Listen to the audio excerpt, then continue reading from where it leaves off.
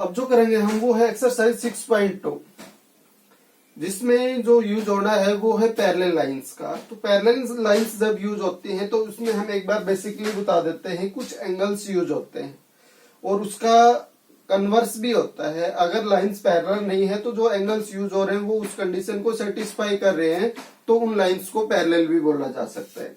जैसे ये दो लाइंस हैं, इनको एक ट्रांसवर्सल लाइन इंटरसेक्ट कर रही है, तो यहां से जो एंगल्स बनेंगे तो सम प्रॉपर्टीज है अपने पास एंगल की। Corresponding angles,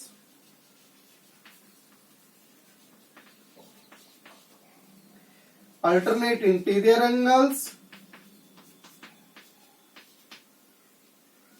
same sided angles,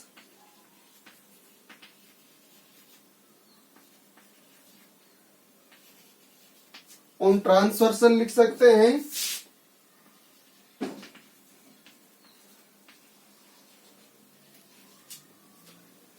इसके बाद एक्सटीरियर एंगल्स,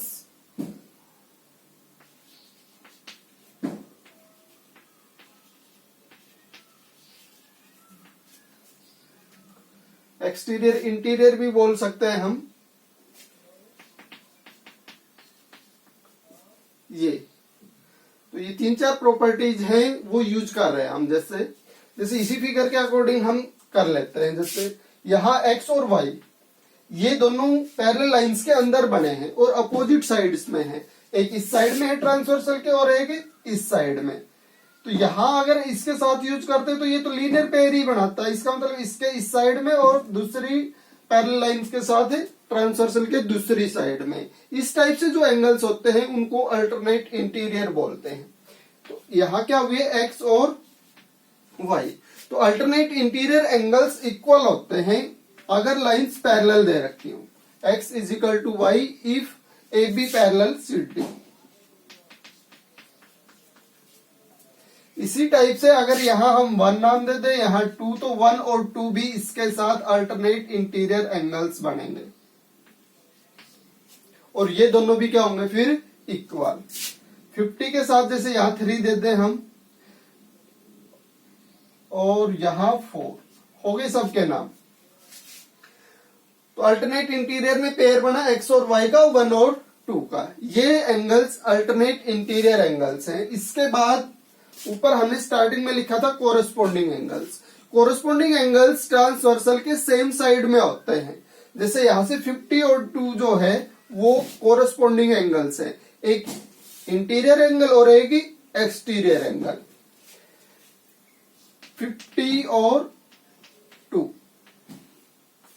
और ये कोरस्पोंडिंग एंगल्स भी क्या होते हैं इक्वल।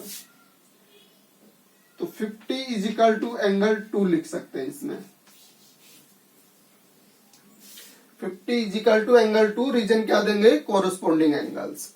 इसी तरह से जैसे हमने कहा कि एक इंटीरियर एंगल और एक एक्सटीरियर, एक्स और 30 भी जो है वो कोरस्पोंडिंग एंगल्स में काउंट होंगे। एक्स और 130। दूसरी साइड में भी इसी वजह से हम ले तो 3 के कोरस्पोंडिंग y आ जाएगा, एंगल 3 और y, और 1 के एंगल 4 आ जाएगा, एंगल 1 और एंगल 4।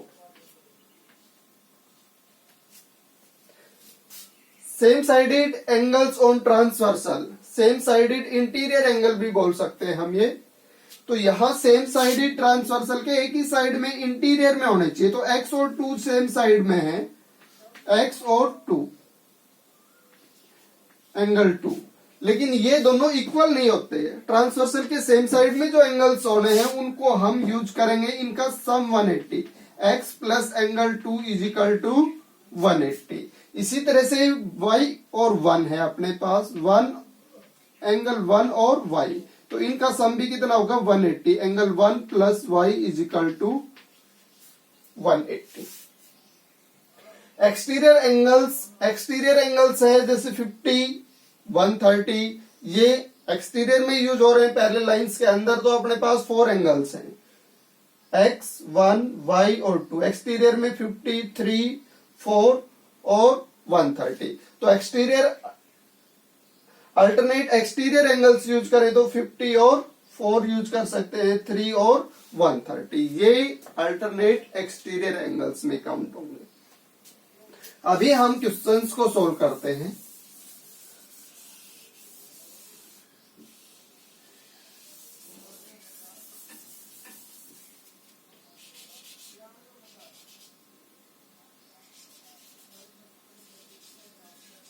ये इंफॉर्मेशन थी इस क्वेश्चन में। इसमें हमें x और y की वैल्यू निकालनी है। तो x और y की वैल्यू निकालने के बाद then show that ABCD AB parallel CD लिखना था यहाँ पे, AB पैरेलल CD। पहले तो x और y निकालें और उसके बाद हम शो करें कि AB और CD पैरेलल हैं। अभी थोड़ी देर पहले हमने बताया था कि अगर जो एंगल्स अभी हम यूज कर रहे हैं, अगर लाइंस पैरेलल है तो वो उस कंडीशन को सेटिस्फाई करेंगी, यानी corresponding angles equal, alternate interior angle equal, same sided angles का सम 180। जो अभी जो प्रॉपर्टीज हमने यूज की है, अगर वो सेटिस्फाई हो रही है, ऑलरेडी लाइंस पैरेलल नहीं दे रखी है और वो प्रॉपर्टी सेटिस्फाई हो रही है, तो हम लाइंस को पैरेलल बोल सकते हैं। तो पहले एक्स और वाई को फाइंड आउट करने के लिए बोला गया है। तो हम एंगल्स जब फाइंड आउट करते हैं तो गिवन एंगल्स को ही यूज करते हैं। तो फिगर के अकॉर्डिंग 50 दे रखा है, तो 50 को हम x के साथ यूज करके लीनियर पेयर दिखा सकते हैं यहां से। तो 50 plus x is equal to 180 और रीजन हो गया इसका लीनियर पेयर। तो यहां से x की वैल्यू निकल जाएगी, 50 गिवन था उससे किसकी वैल्यू निकल जाएगी, x की। 50 दूसरी साइड में जाके माइनस और ये वैल्यू आ जाएगी फिर 130 डिग्री। x निकल गया, फिर 130 दे रखा है, 130 से हम y की वैल्यू निकाल सकते हैं। 130 के अपोजिट है y, तो वर्टिकली अपोजिट एंगल्स क्या होते हैं, इक्वल।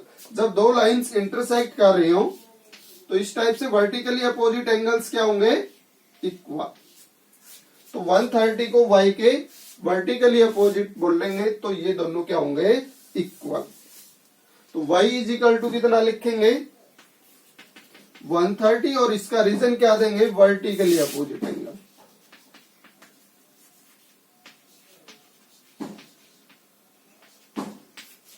दोनों की वैल्यू फाइंड आउट कर ली हमने, x की भी और y की भी। अब हमने क्या शो करना है कि AB पैरेलल CD। x और y अल्टरनेट इंटीरियर एंगल्स हैं, तो अगर लाइंस पैरेलल होती तो x और y इक्वल होते। अगर अभी हम इनको इक्वल बोल दें तो लाइंस को पैरेलल बोला जा सकता है। तो x की वैल्यू चेक करें तो 130 आ रही है, y की वैल्यू भी 130 आ रही है। इसका मतलब x और y इक्वल हो रहे हैं। अगर इस टाइप से अल्टरनेट इंटीरियर एंगल्स इक्वल हो जाते हैं तो लाइंस को पैरेलल बोला जा सकता है। तो यहां पे हमने दिखाया x is equal to y और दोनों 130 के इक्वल होने के कारण आपस में क्या हो गए, equal. But these are alternate interior angles। अगर ऐसा है तो लाइंस AB और CD क्या हो जाएंगी, पैरेलल। ये था फर्स्ट क्वेश्चन। अभी इसके बाद हम करेंगे सेकंड, इसको इरेज कर लेते हैं।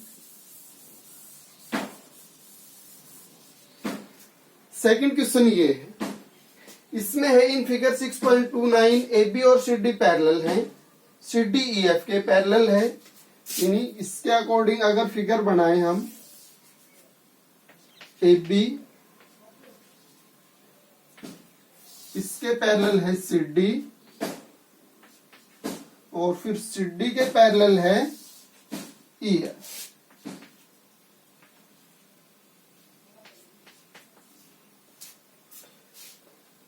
एंड y और z का रेशियो, इसमें एक ट्रांसवर्सल और दिखा रखी है फिगर में, चेक करेंगे तो हम यहां x, यहां y और यहां पे z, इस टाइप से दिखा रखा है इसमें। एक बार देख लें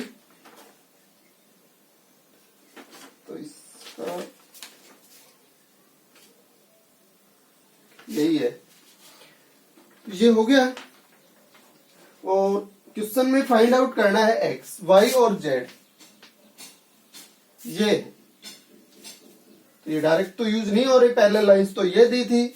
इसका मतलब अगर इसने गिवन के अकॉर्डिंग दिया है A B parallel C D और C D parallel E F, तो ए बी भी सी डी के पैरेलल और ई एफ भी सी डी के पैरेलल, तो दोनों लाइन एक ही लाइन के पैरेलल हैं। यहां से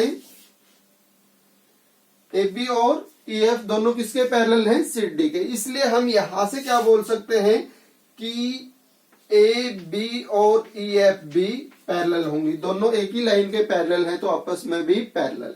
इसका मतलब यहां से इस तीनों को ऐसे भी लिखा जा सकता है, A B parallel C D और पैरेलल ई एफ, ऐसे भी लिख सकते हैं, या A B parallel E F parallel C D. इन तीनों लाइंस क्या है? पैरेलल। तो पैरेलल से तो x और z है वो अल्टरनेट इंटीरियर एंगल है, तो x is equal to z हो जाएगा। पूरा सॉल्यूशन लिख के दिखाएं तो हम क्या लिखेंगे? If A B parallel C D and C D parallel E F, then A B parallel E F. अगर ऐसा है तो x is equal to Z क्या होंगे? Alternate interior angles. ये इसका रीजन हो गया। अभी गिवन के अकॉर्डिंग y और z का रेशियो दे रखा है इसने, और हम बता सकते हैं ए बी और सी डी पैरेलल होने के कारण x और y का sum, x plus Y is equal to 180, same sided interior angle, same sided interior angles.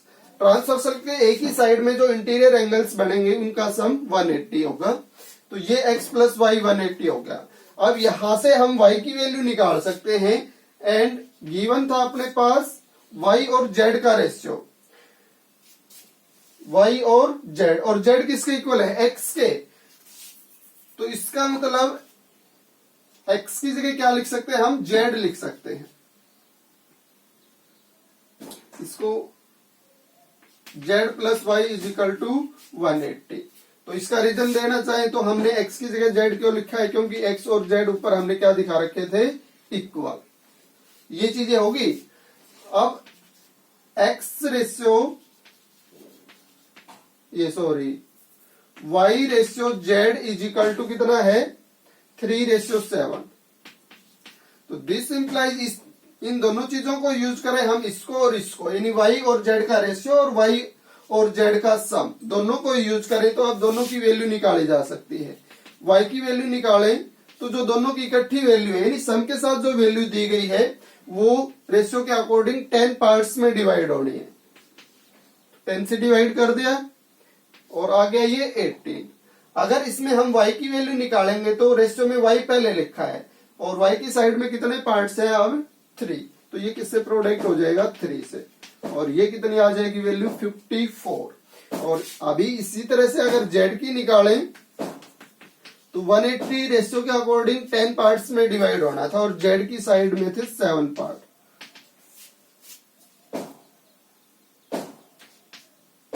और इसकी प्रोडक्ट करवाएंगे तो 126।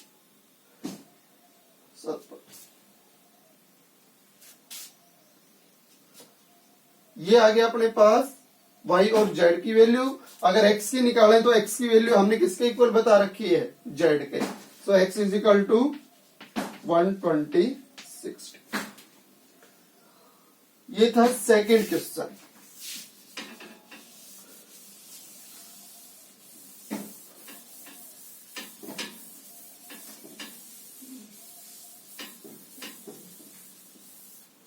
थर्ड में है in figure 6.30, if A B और सी डी दोनों पैरेलल है, ई एफ परपेंडिकुलर है सी डी पे।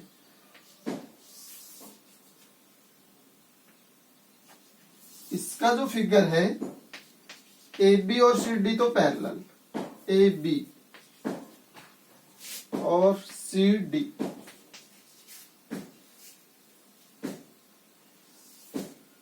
ई एफ परपेंडिकुलर है सी डी पे, जी डी। जी पॉइंट यहाँ पे दिखा रखा है इसमें, इस पॉइंट को नाम दे रखा है जी, जी ई डी। ये जो एंगल बनेगा इसकी वैल्यू दिखाई है 126 डिग्री। तो ये परपेंडिकुलर है तो ये तो 90 आएगा। फाइंड ए जी ई, ये एंगल फाइंड आउट करने के लिए बोला है स्टार्टिंग में। तो ये एंगल अभी जो गिवन एंगल था 126, इसके अल्टरनेट इंटीरियर एंगल है। तो इसका जो सॉल्यूशन देंगे तो angle A G E is equal to given angle है जी ई डी और इसकी वैल्यू रखिए 126। ए जी ई ये जो एंगल है ये इस एंगल के इक्वल होगा और इसका रीजन है ये दोनों अल्टरनेट इंटीरियर एंगल है, alternate interior angles. Parallel lines दे रखी थी ना ए बी और सी डी, तो ये अल्टरनेट इंटीरियर एंगल से और क्या हो जाएंगे, इक्वल। उसके बाद है G E F, G E F, इसका मतलब ये पार्ट। तो केवल अगर हमने ये पार्ट निकालना है तो इससे पहले जो गिवन एंगल था ये वाला, तो इसमें दो एंगल्स यूज हो रहे थे जिसमें अपने पास जी ई एफ भी आ रहा था। Given angle G E D था, इसमें एंगल जी ई एफ और प्लस में परपेंडिकुलर वाला, इसको क्या नाम दे सकते हैं, F E D, F E D. और इसकी वैल्यू जी ई डी की जो वैल्यू थी अपने पास वो थी 126। जी ई एफ इसमें निकालना है और ये एफ ई डी परपेंडिकुलर वाली बात कर रहा है, एफ ई डी ये एंगल। तो इसकी जगह कितना लिखेंगे, 90। तो इसका मतलब एंगल जी ई एफ निकलेगा तो 90 इस साइड में आके माइनस, और माइनस होगा 126 में से तो कितना आ जाएगा, 36। तीसरा बच गया अपने पास एफ जी ई, एफ जी ई ये वाला एंगल। इस एंगल को हम इस एंगल के अल्टरनेट भी दिखा सकते हैं या यहां से लीनियर पेयर बना सकते हैं। तो जो फर्स्ट पार्ट में हमने एंगल फाइंड आउट किया है ए जी ई ये वाला, और इसकी वैल्यू आई है कितनी, 126। तो ए जी ई ये एंगल है और निकालना है ये, जिसका नाम इसने लिखा है एफ जी ई। तो एंगल एफ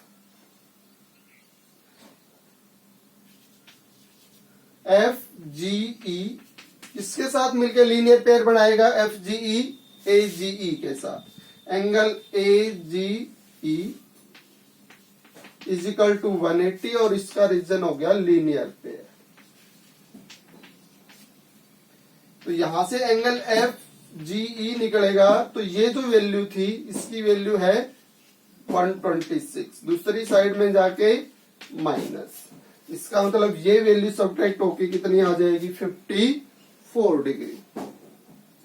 तो ये तीनों एंगल्स जो फाइंड आउट करने थे उनकी वैल्यूज आ गई है। एक की वैल्यू 126 आ गई, एक की 136 और एक की 54। ये था थर्ड क्वेश्चन।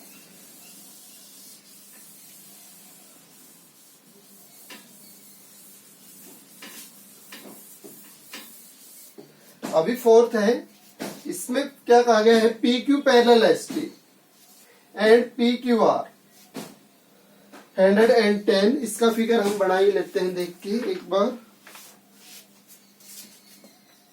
इस टाइप से एस टी लाइन दिखा रखी है इसमें,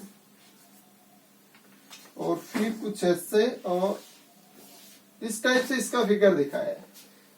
इस पॉइंट को एस, इसको टी और ये पी क्यू। ये जो लाइन है एस टी और पी क्यू ये पैरेलल दे रखी है, पी क्यू और एस टी, ये वाली लाइन और ये वाली। पी क्यू आर एंगल यहां शायद आर पॉइंट दे रखा है इसने, और फिर पी क्यू आर एंगल ये बनेगा अपने पास। इसकी वैल्यू है 110। आर एस टी ये है 130 डिग्री। फाइंड आउट करना है क्यू आर एस ये वाला एंगल। इसमें कुछ हिंट दिखा रखा है, draw a line parallel to ST, parallel होनी चाहिए एसटी की, रोड पॉइंट आर, पॉइंट आर से पैरेलल लाइन ड्रॉ करनी है हमें। तो ये इसके सॉल्यूशन में लिख देंगे हम। इस लाइन का नाम दे दिया हमने, ए बी लाइन दे देते हैं।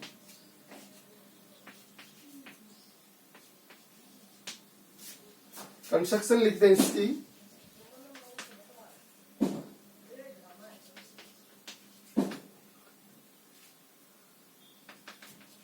Draw AP parallel ST. हो गया। अभी हम फाइंड आउट करें तो ये जो एंगल दे रखा था, इससे इस एंगल की वैल्यू निकल जाएगी। 110 गिवन है, इससे इस एंगल की वैल्यू निकल जाएगी। और ये दोनों किस रिलेशन के साथ अटैच होंगे? ट्रांसवर्सल, क्योंकि ये और ये दोनों लाइंस पैरेलल थी, यानी पी क्यू पैरेलल दिया था किसके? एस टी के। और हमने कंस्ट्रक्शन में क्या कहा है कि एस टी के पैरेलल जो लाइन ड्रॉ की है वो है ए बी। तो दोनों ही लाइन पी क्यू और ए बी दोनों ही एस टी के पैरेलल है, इसलिए आपस में भी पैरेलल हो जाएंगे। तो पी क्यू और ए बी भी क्या है? पैरेलल। और ये दोनों फिर ये क्यू आर है, ये ट्रांसवर्सल का काम करेगी। तो दो पैरेलल लाइंस को एक लाइन इंटरसेक्ट कर रही है, तो ये एंगल और ये क्या बनेंगे? Same sided interior angle. 110 plus angle A R Q, A R Q या क्यू आर ए भी लिख सकते हैं। A R Q is equal to 180, और इसका रीजन क्या हुआ अपने पास? Same sided angle of transversal.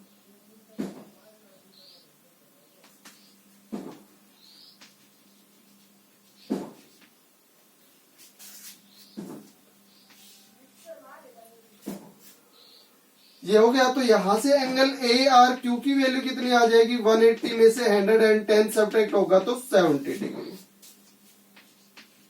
इसी वजह से इस एंगल की वैल्यू और निकाल लेंगे 130 डिग्री, और इसके साथ प्लस करें एंगल बी आर क्यू या S R Q is equal to 180। Reason ऊपर वाला ही आ जाएगा अपने पास। तो यहां से एस आर क्यू की वैल्यू कितनी आ जाएगी? 180 में से 130 सब्ट्रैक्ट होके 50। तो ये एंगल आ जाएगा अपने पास 50 डिग्री। अब हम स्ट्रेट लाइन को यूज कर लें।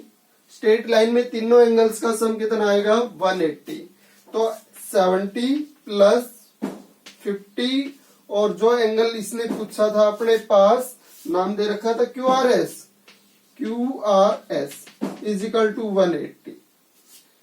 Angles of straight line, angles of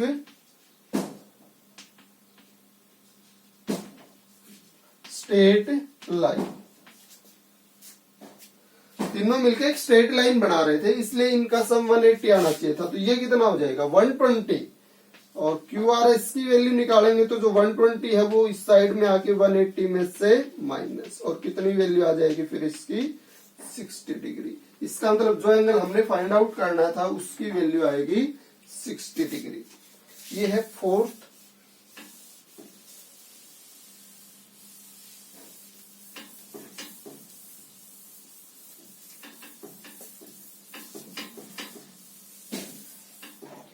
fifth में है इन फिगर 6.32 ए बी और सी डी दो पैरेलल लाइंस हैं। इसमें भी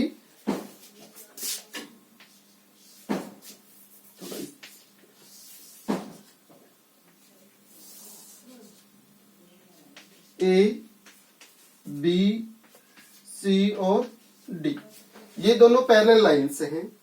इसका जो फिगर बना के दिखा रखा है वो कुछ इस टाइप से है। पी क्यू आर ट्रायंगल दिखा रखी है दोनों पैरेलल लाइंस के बीच में। उसके बाद यहाँ ये जो एंगल है ये 50 दिखाया है, और ये जो एंगल है ये 127 दिखाया है।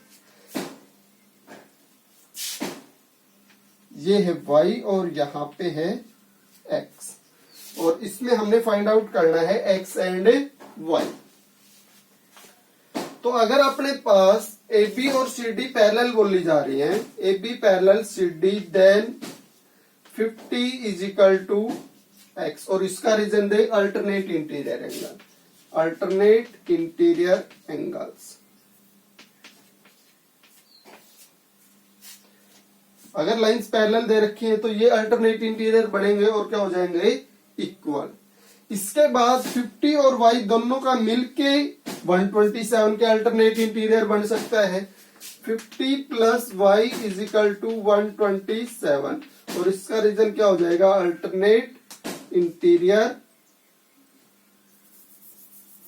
यानी ऊपर वाले के वाला ही रीजन है अपने पास।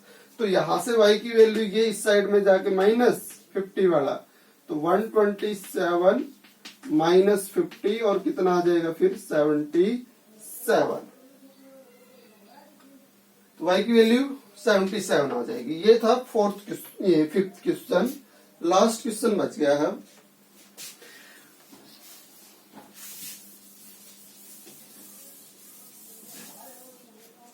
लास्ट में है, इसमें भी फिगर है जिसमें PQ और RS are two mirrors placed parallel each other. दोनों एक दूसरे के पैरेलल हैं, दो मिरर्स हैं। एक का नाम तो क्या दे रखा है इसने, PQ, और एक का है RS।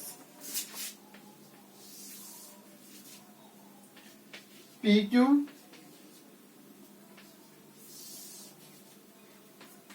RS मिरर है, तो कुछ इस शेप में इसने दिखा रखा है फिगर में, थोड़ा अट्रैक्टिव लगे देखने में, बाकी कुछ नहीं है। Placed each other and incident ray है अपने पास ए बी। स्टार्टिंग में कोई रे है incident A B,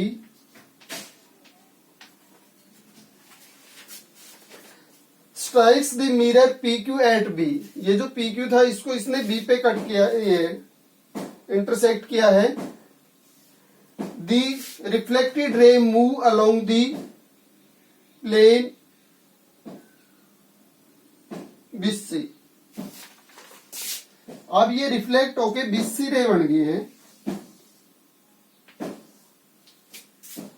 and strikes the mirror RS at C, और RS को इसने C पॉइंट पे इंटरसेक्ट किया, and again reflected back along CD। अब ये CD के अलोंग फिर से बैक है, रिफ्लेक्ट हुई है।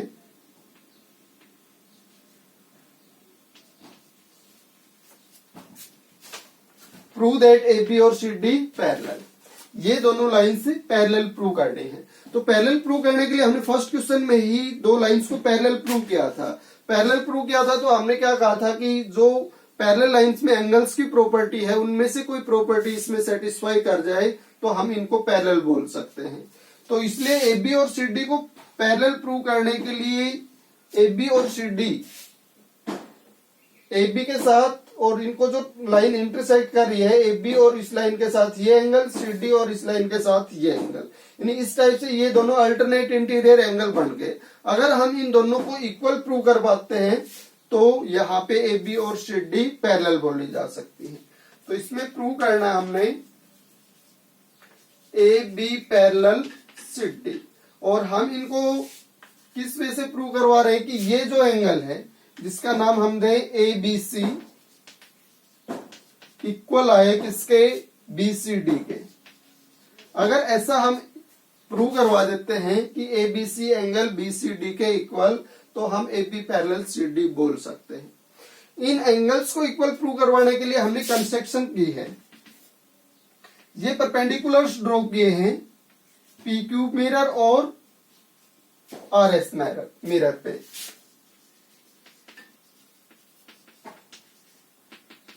PQ परपेंडिकुलर, या इसको और नाम दे देते हैं BE और CF। BE परपेंडिकुलर है PQ पे और इसके साथ CF परपेंडिकुलर है RS। ये दो परपेंडिकुलर हमने ड्रॉ कर लिए। यहां से इसको सिंप्लीफिकेशन के अकॉर्डिंग सिंप्लीफाई यानी सरल वे से हम कहें कि तो इसको जल्दी समझने के लिए हम इन एंगल्स को नाम दे लेते हैं। इसको 1 2 3 4 5 6 7 और 8। अगर ये हमने परपेंडिकुलर ड्रॉ किए हैं तो एंगल 1 एंगल 2 दोनों का सम कितना होना चाहिए इस लाइन तक 90 डिग्री। और इसी तरह से एंगल 3 और एंगल 4 क्या होना चाहिए 90 डिग्री इस साइड से लें तो हो गया। अब जो मिरर के ऊपर जब कोई भी रे अपने पास इंटरसेक्ट करती है तो जिस एंगल से वो जाती है उसको इंसिडेंट एंगल बोलते हैं।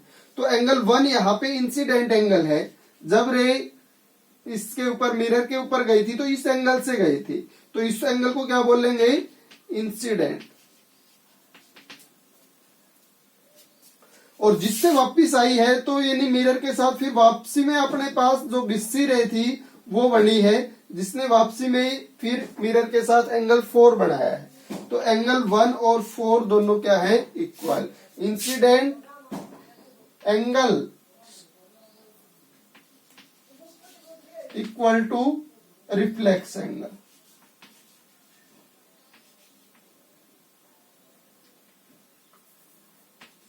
Reflected angle,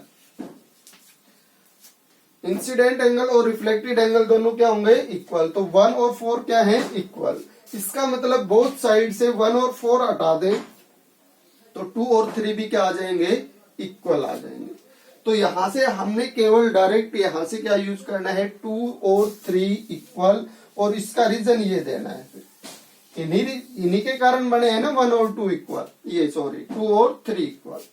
angle 2 is equal to angle 3, reason क्या हो गया incident angle is equal to reflected angle.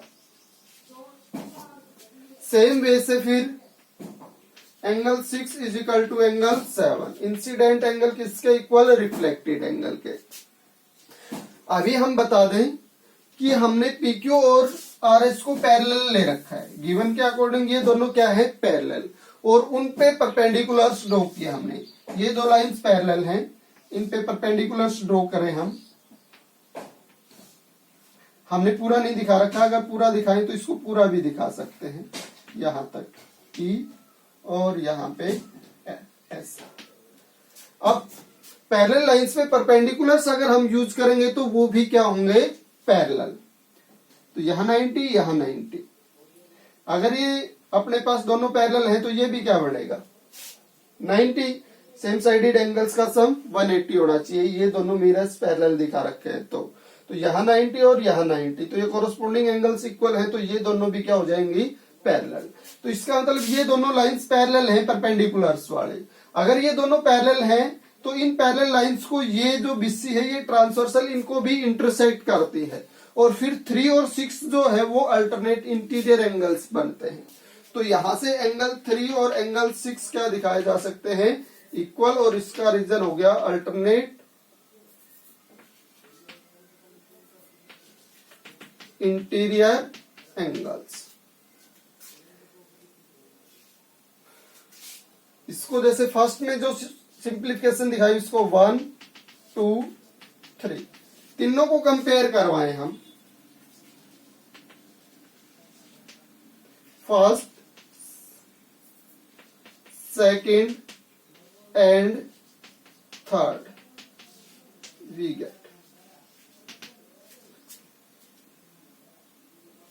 या इसको इनको कंपेयर करवाने की जरूरत भी नहीं थी, वैसे तो तीनों इक्वल दिखाए जा सकते हैं। अब ये चारों वैल्यूज क्या दिखाई जा सकती हैं इक्वल, और चारों को इक्वल दिखाने की जरूरत थी नहीं हमें। तो बोथ साइड, अब ये जो अपने पास 3 और 6 इक्वल आ गई, इसमें बोथ साइड हम इक्वल वैल्यूज यूज करेंगे। 3 को या बोथ साइड इनके डबल कर दें, 2 angle 3 is equal to 2 angle 6, both side 2 से मल्टीप्लाई, इक्वल्स के डबल्स भी क्या हो जाएंगे इक्वल। अब यहां से इसके डबल को हम एंगल 3 प्लस एंगल 3 लिख सकते हैं, और इसको एंगल 6 प्लस एंगल 6। 3 2 के इक्वल है तो एक 3 की जगह हम एंगल 2 भी लिख सकते हैं, और 6 7 के इक्वल है तो एक 6 की जगह हम 7 भी लिख सकते हैं। 2 और 3 दोनों के सम से जो एक एंगल बनेगा इन दोनों के सम से वो एंगल एबीसी हो जाएगा, और 6 और 7 दोनों के सम से बनेगा वो बीसीडी हो जाएगा। तो इसका मतलब एबीसी और बीसीडी एंगल्स को हमने क्या दिखा दिया, इक्वल। अगर ये दोनों एंगल्स इक्वल हैं तो ए बी पैरेलल सीडी बोल सकते हैं।